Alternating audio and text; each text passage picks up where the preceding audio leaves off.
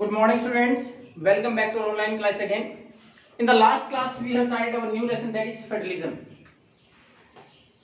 In that particular lesson, first of all, we have discussed about the definition of federalism. What is federalism? What is federalism? Where at least two level of the government, जहाँ कम से कम दो level हो, at least two level of the government. लेकिन क्या federalism हो जाएगा two level बनाने से? इसमें एक कंडीशन और थी, when there are at least two level of the government and every level have some independent powers, कुछ independent power तो हो, otherwise what would it be? क्या हो जाएगा ये? अगर हमने दो लेवल तो बना दिए लेकिन पावर नहीं दी दूसरे लेवल को, तो क्या हो जाएगा? वो unitary form of government, unitary form of government. बहुत बार बोर्ड में आया है, what do by unitary form of government. Unitary form of government means either there is only one level of the government, या तो सरकार का लेवल ही एक हो, और if there are different levels they are subordinate to the central government, they do not have any power, they can be directed by और instructed by the central government.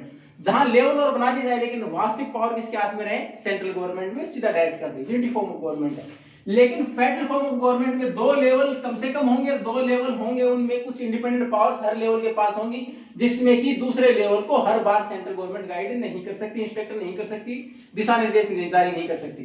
जैसे हमारे भारत में स्टेट गवर्नमेंट के पास कुछ इंडिपेंडेंट पावर्स हैं. तो federalism where at least two level of the government and every level have some specific powers which are written in the constitution, संविधान के अंदर गारंटी दी गई. अब उसके बाद हमने मेजर फीचर्स पढ़ी थी, जो कि हमारे पास साथ ही साथ महत्वपूर्ण विशेषताएं पढ़ी थी हमने फेडरलिज्म की लास्ट लेसन में. अब उसके बाद जो हमारा अब का टॉपिक है, आज के लिए टॉपिक है, वो कौन सा है? How federalism practice in India. Bharat में फेडरलिज्म कैसे प्रैक्टिस होता है. अब उसमें आप देखेंगे तो साथ अगर आपने ध्यान से पढ़े थे सारे हमारे पास फीचर्स, तो आप देखेंगे all the features are applicable on India. जितने भी फीचर्स के साथ सारे भारत पर लागू होते हैं. अब जरूरी क्यों है भारत में फेडरलिज्म? भारत में जरूरत क्या है? तो फर्स्ट लेसन में जो हमने स्टार्ट किया था पावर शेयरिंग, तो हमने दो कंट्रीज का एग्जांपल देखा था, बेल्जियम और श्रीलंका, और दोनों में ही डायस्टीज की वजह से how they face the problem, हमने ये भी देखा किस प्रकार उन समस्याओं का सामना करना पड़ा. और both these countries are smaller than the smaller states of India. Smaller states of India बाहर के छोटे राज्यों से भी छोटे हैं. इसका तो एग्जांपल आपका साफ साफ लिखा हुआ था, it is smaller than Haryana. अब आप राजस्थान से कंपेयर करें, Haryana is having the area lower than Shekhawati of Rajasthan. Shekhawati के आपके 3 जिले हैं, उससे कम एरिया हरियाणा का. आप उम्मीद करते कितना बड़ा देश हो गए. तो उसके बाद वहां प्रॉब्लम फेस की. तो भारत तो क्या है, इट इज सो डाइवर्स. हमारे पास डाइवर्सिटी रीजन की है, लैंग्वेज की है, रीजन की है, कल्चर की है, बहुत सारी डाइवर्सिटीज हैं. तो उसके अनुसार तो हमें इन सारी समस्याओं को ध्यान में रखते हुए फेडरलिज्म को अपनाना पड़ा. हमें भी कुछ पावर देनी पड़ी. हालांकि हमारे संविधान को अगर पढ़ेंगे तो उसमें क्या लिखा हुआ है? फेडरलिज्म वर्ड कहीं इस्तेमाल नहीं हुआ. उसमें क्या दे रखा है? उसमें दे रखा है union of states. Union of states. हमने फेडरल वर्ड का इस्तेमाल नहीं किया, लेकिन एक्चुअल में हम किसको अपना रहे हैं? फेडरलिज्म के सारे सिद्धांत अपना रहे हैं उसके अनुसार. अब हमारे पास इसको अपनाया किस प्रकार गया? पहला तो मैंने बोला 7 के 7 फीचर्स उसके ऊपर लागू होते हैं, अगर आपने ध्यान से पढ़ी है तो. उसके बाद एक विशेष एग्जांपल दे रखा है आपकी बुक में, वो क्या है? रिगार्डिंग द लेजिस्लेशन, कि कानून कैसे बनेंगे. उसके आधार पर हमारे स्पेसिफाई कर रखा है कि क्या भारत में वास्तव में फेडरल सिस्टम है. उसमें एग्जांपल देखें आप, तो हमारे पास लेजिस्लेशन का क्या दे रखा है? Our constitution guaranteed the legislation powers of every part और every level of the country. हमारे देश में जितने भी लेवल बनाए रखे हैं गवर्नमेंट के, उसको सबका एग्जांपल अलग दे रखा है. लेजिस्लेशन में हमने 3 लिस्ट बना दी कि कौन सा लेवल कहां तक काम करेगा. What would be the jurisdiction of every level of the government. Her level का जुरिसडिक्शन क्या होगा, काम करने का दायरा, लिमिट टू वर्क कितनी होगी, वो हमने स्पेसिफाई कर दी. वो हमने स्पेसिफाई की किसके द्वारा? 3 lists are made and these are mentioned in the constitution. हमने 3 लिस्ट बना दी इसके लिए अलग अलग. First union list. Union list, the issues which are important for the whole country and there must be a uniform policy regarding that. हमारे पास पूरे देश के लिए महत्वपूर्ण इश्यूज हो, उसके लिए एक नीति की जरूरत हो, वो हमारे लिए किस लिए देश से संबंधित है, उसके ऊपर कानून कौन बनाएगा? हमारी सेंट्रल गवर्नमेंट. और central government will make the laws there. Example देखें आप, इसमें डिफेंस, देश की सुरक्षा की बात करें, सेना की बात करें, the central government is going to make the laws. Then after communication, banking, foreign affairs, ये सारे किसके इश्यूज हैं? हमारे सेंट्रल गवर्नमेंट. इनके ऊपर जो भी कानून बनाने होंगे कौन बनाएगी? सेंट्रल गवर्नमेंट बनाएगी. इनको हमने यूनियन लिस्ट में शामिल कर दिया. अब बहुत बार एक नंबर में पूछ लिया जाता है, या तो एग्जांपल ही पूछ लिया, यानी 2 एग्जांपल ऑफ यूनियन लिस्ट. उसके अलावा दूसरा ये पूछ लिया जाता है, how many total issues are there in union list. सबसे ज्यादा इसी में 97 total subjects are there in union list. अब हमारा दूसरा जो डिवीजन किया गया पावर्स का, उसको हमने बोला कंकरेंट लिस्ट, समवर्ती सूची, कंकरेंट लिस्ट.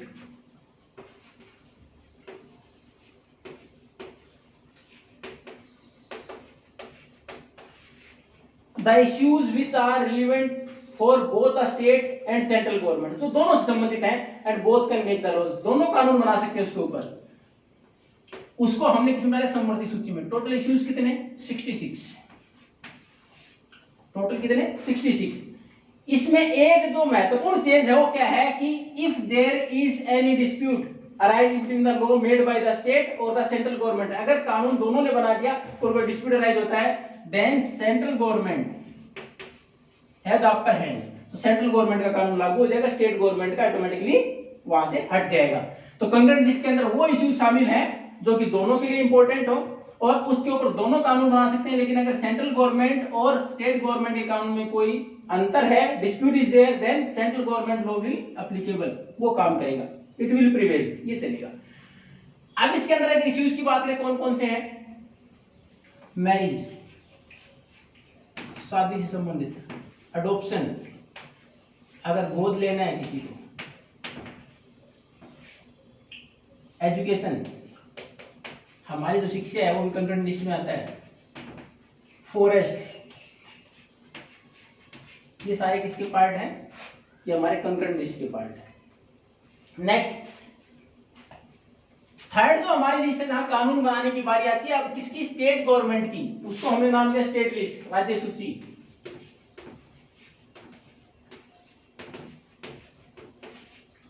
राज्य सूची में इश्यूज कितने हैं? टोटल 47 सब्जेक्ट्स आर देयर, 47 है, यानी सबसे कम दिए गए लेकिन इंडिपेंडेंट हैं. उनके ऊपर कानून केवल स्टेट गवर्नमेंट ही बनाएगी, इनके ऊपर सेंट्रल गवर्नमेंट कानून नहीं बना सकती. इसका मैं बताऊंगा अगर बना सकती है तो किस प्रकार बना सकती है, कैसे बदला होगा. अब स्टेट लिस्ट के अंतर्गत हमारे केवल स्टेट को इंडिपेंडेंट पावर दे दी. State is responsible to make the laws. जैसे हमारी यहाँ की सिक्योरिटी के लिए, देश के लिए हमने आर्मी और उसके साथ साथ होम मिनिस्टर फॉर्म्स हमारी सिक्योरिटीज बना दी. राज्य के लिए पुलिस, वो डिसाइड करेगी स्टेट गवर्नमेंट, किस प्रकार रिक्रूटमेंट करना है, क्या कुछ उनके सैलरीज वगैरह रहेंगी, वो सारा किसका काम है? स्टेट गवर्नमेंट का काम है. तो पुलिस इसके अंदर आ जाएगी स्टेट. उसके बाद इरिगेशन, उसके बाद एग्रीकल्चर, ये किसमें? स्टेट गवर्नमेंट के इश्यूज दे दिए गए. इनसे संबंधित कानून कौन बनाएगी? स्टेट गवर्नमेंट बनाएगी. अब इनके अलावा कई बार ये होता है कि मान लो कोई भी सब्जेक्ट किसी भी लिस्ट में नहीं है, देन व्हाट वुड हैपन, क्या होगा उसके बारे में? तो उसको हम बोलते हैं रेजिडरी सब्जेक्ट्स. Residuary subjects. हो सकता है हमने संविधान बनाया उस टाइम पर कोई ऐसा इश्यू रहेगा जिसके ऊपर हमने मेंशन नहीं किया कौन कानून बनाएगा, हो सकता है उस टाइम पर उतना महत्वपूर्ण रहा ही नहीं हो. उसका छोटा सा एग्जांपल, इंफॉर्मेशन टेक्नोलॉजी, आईटी, जो आज कंप्यूटर की नॉलेज हम रखते हैं जिस प्रकार इंपॉर्टेंट होता है, डिजिटल इंडिया की हम बात कर रहे हैं, वो डिजिटल इंडिया जब संविधान बना 1950 में, तब इसका कहीं कोई हमारे पास अता पता नहीं था क्या होगा डिजिटल इंडिया, कैसे कंप्यूटर चलेंगे, होंगे कि नहीं होंगे, किस प्रकार चलेंगे. तो ये तो राजीव गांधी जी की सरकार है, उसके बाद इनको इंप्लीमेंट किया गया, तब ये बोला गया मैन पावर को कम कर देगा, इसका भी क्रिटिसाइज किया गया था. लेकिन 1950 तक तो ऐसा कोई इश्यू था ही नहीं कंप्यूटर से रिलेटेड. अब ये हमारे लिए सबसे महत्वपूर्ण है. जितने भी फ्रॉड हो रहे हैं, ऑनलाइन देख रहे हो आप, तो उसके लिए कानून बनाना भी जरूरी है. किसी में नहीं डाल रखा इसको क्योंकि उस टाइम पर था ही नहीं. अब कानून कौन बनाएगा? Central government. अगर कोई भी सब्जेक्ट किसी लिस्ट में नहीं है, उसके ऊपर कानून बनाने की बात आएगी तो पावर किसके पास है? सेंट्रल गवर्नमेंट के पास. दोनों प्रकार से आता है. पहला तो ये पूछ लिया जाए, what do by residuary subjects? The subjects which are not in any of the list of the legislation of our constitution. हमारे संविधान में जहां कानून बनाने की बात है किसी लिस्ट में ना हो, उसके बाद ये पूछ लिया जाए who has the power to make laws on resident subject, central government has the power to make laws in this subject. तो ये हमारे पास लेजिस्लेशन संबंधित कि किस प्रकार हमने संघ को मजबूत किया है, अलग अलग दे रखा है। अब मैंने बोला था कि इसके ऊपर कानून स्टेट लिस्ट में सेंट्रल गवर्नमेंट नहीं बना सकती, हो सकता है ऐसा भी, लेकिन उसके लिए conditions, it is to the basic structure of constitution, हमारे संविधान का बेसिक स्ट्रक्चर है, इस प्रकार डिसाइड किया गया है। अब बेसिक स्ट्रक्चर को बदलने के लिए हमारे पास जो कंडीशन दे रखी थी वो हमने महत्वपूर्ण फीचर्स में पढ़ ली थी, अगर आप लोगों को ध्यान हो तो उसमें दे रखा था अगर इस प्रकार का कोई इशू है और सेंट्रल गवर्नमेंट को ऐसा लगता है बनाना चाहिए, then first it has to pass a law regarding it in both the houses with 2/3 majority. पहले तो उस इशू को सेंट्रल लिस्ट में शामिल करने के लिए 2/3 मेजॉरिटी दोनों सदन में, अलग अलग ज्वाइंट सेशन नहीं बुला सकती, अलग अलग दोनों से सदन के अंदर चाहिए 2/3 मेजॉरिटी, क्योंकि कई बार लोकसभा में हो सकती है।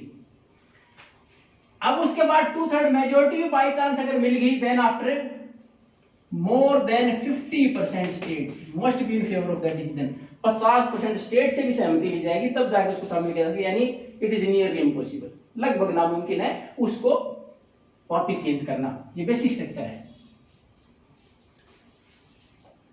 अब हमारे पास दे रखा था कि फेडरलिज्म में हमारा फेडरलिज्म कौन सा है, फेडरलिज्म दो प्रकार के हैं, there are two type of federations. पहला कमिंग टुगेदर फेडरेशन,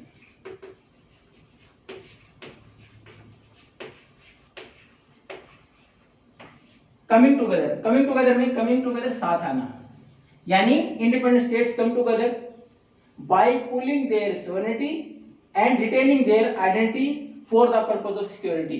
देखो कितनी टिपिकल सी टर्म होगी, याद नहीं रहेगा। अब इसमें क्या है, कमिंग टुगेदर में आसान सा है कि different independent states come together for the purpose of security, सुरक्षा के पर्पस से इकट्ठे आ जाएं। इसमें क्या होगा, all the states have equal power, सभी स्टेट्स के पास इक्वल पावर होंगी। उसके साथ साथ central government can't direct the state government in any issue, किसी भी इशू में सेंट्रल गवर्नमेंट डायरेक्ट नहीं कर सकती, वो सारे इंडिपेंडेंट है, वो एक प्रकार से अलग देश की पहचान रखते हैं, वो सारे इकट्ठे किसी लिए होते हैं सिक्योरिटी के पर्पस से। इसका सबसे बड़ा एग्जांपल है USA, United States of America. कितने स्टेट है, 50।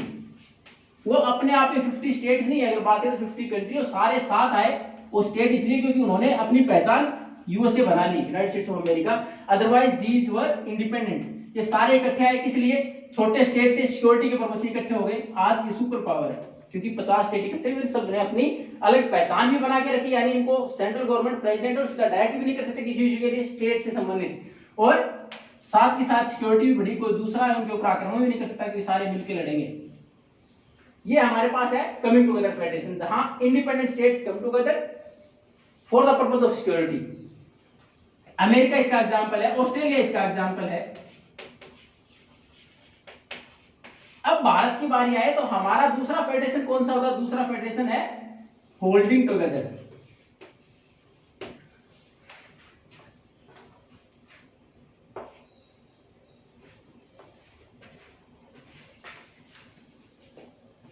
होल्ड का मतलब तो पकड़ के रखना,